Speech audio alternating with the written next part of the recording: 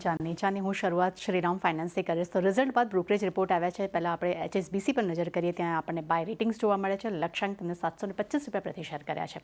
તેમનું માનવું છે કે મજબૂત ગ્રોથ અને અસેટ્સ ક્વોલિટી અને ક્રેડિટ ખર્ચ પર એક કંટ્રોલ જોવા મળ્યો છે અને FY25-27 માટે EPS જે છે તે લગભગ 1.6 થી 2.5% અનુમાન અહીંયા ઘટતા જોવા મળ્યા છે. UBSના રિપોર્ટ પર નજર કરશો, અહીંયા શ્રીરામ ફાઇનાન્સ માટે પણ આપણને બાય રેટિંગ્સ જોવા મળ્યા છે. લક્ષ્યાંક તેમને 700 રૂપિયા પ્રતિ શેર કર્યા છે. તેમનું માનવું છે કે ક્રેડિટ ખર્ચ જે છે તે ફ્લેટ રહ્યો છે, માર્જિનમાં ઘટાડો આવ્યો છે, પરંતુ ગ્રોથ અને અસેટ્સ ક્વોલિટીને લીધે મેનેજમેન્ટને ક્યાંક ને ક્યાંક એક ભરોસો જોવા મળી રહ્યો છે. મોર્ગન સ્ટેનલીના રિપોર્ટ પર પણ ખાસ નજર કરવાની રહેશે. તેમને શ્રીરામ ફાઇનાન્સ માટે ઓવરવેટ રેટિંગ આપ્યા છે. લક્ષ્યાંક 840 રૂપિયા પ્રતિ શેર કર્યા છે. તેમનું માનવું છે કે ક્રેડિટ ખર્ચ અનુમાનથી વધ્યું છે અને ખાસ કરીને પ્રી પ્રોવિઝન ઓપરેટિંગ પ્રોફિટ જે છે તે અનુમાનથી 2% ઘટ્યું છે, પરંતુ સામે AUM પણ અનુમાનથી ઘટતા જોવા મળ્યા છે.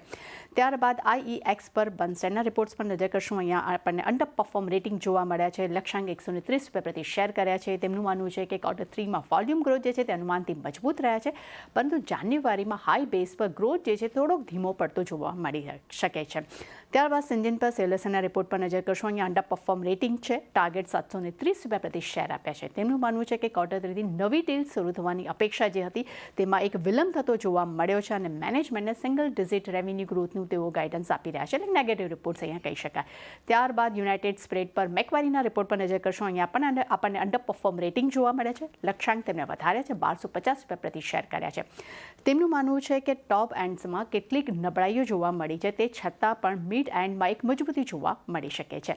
ત્યારબાદ લોરસ લેબના રિપોર્ટ પર નજર કરશું. અહીંયા ગોલ્ડમેન સાક્સ તરફથી આપણને સેલ રેટિંગ જોવા મળ્યા છે. લક્ષ્યાંક તેમને 475 રૂપિયા પ્રતિ શેર કર્યા છે. તેમનું માનવું છે કે FY25માં ખાસ કરીને કંપની જે છે તે ટોપ લાઇન તેમનું ગાઈડન્સ જે છે તે અહીંયા નબળું પડતું જોવા મળ્યું છે, કે નેગેટિવ રિપોર્ટ્સ કહી શકાય. પરંતુ મોતીલાલ ઓસવાલે લોરસ લેબ માટે બાય રેટિંગ્સ આપ્યા છે. લક્ષ્યાંક તેમને 720 રૂપિયા પ્રતિ શેર કર્યા છે. તેમનું માનવું છે કે કંપનીના પરિણામ ઇનલાઇન રહ્યા છે અને Q4માં કંપનીની ફાઇનાન્શિયલ સ્થિતિ જે છે તેમાં પણ રિકવરી જોવાની તેઓ અપેક્ષા રાખી રહ્યા છે. ત્યારબાદ AU સ્મોલ ફાઇનાન્સ બેંક પર મોર્ગન સ્ટેનલીના રિપોર્ટ પર નજર કરશું. અહીંયા ઓવરવેટ રેટિંગ છે. ટાર્ગેટ્સ ઘટાડ્યા છે અને 885 રૂપિયા પ્રતિ શેર કર્યા છે. તેમનું માનવું છે કે અનસિક્યોર્ડ સેગમેન્ટમાં એક પડકાર જોવા મળી શકે છે. તેનું પરફોર્મન્સ જે છે તે આવનારા ક્વાર્ટરમાં પણ કદાચ જોવા મળી શકે. અને JP મોર્ગનના રિપોર્ટ પર નજર કરશું. એમને AU સ્મોલ ફાઇનાન્સ માટે ન્યુટ્રલ રેટિંગ રાખ્યા છે. એમને પણ ટાર્ગેટ ઘટાડ્યા છે. તેમને 825 રૂપિયા પ્રતિ શેર કર્યા છે. તેમનું માનવું છે કે Q3ના પરિણામ ઇનલાઇન રહ્યા છે, પરંતુ ખાસ કરીને અસેટ્સ ક્વોલિટી જે છે તે અનુમાન કરતાં ઘટતી જોવા મળી છે અને NII ગ્રોથમાં પણ નરમાશ જોવા મળી છે.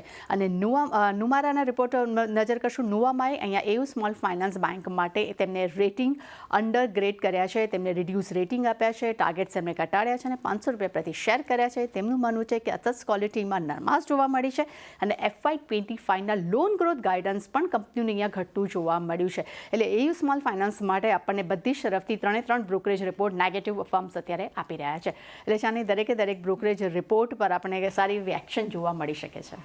જી, તો બધા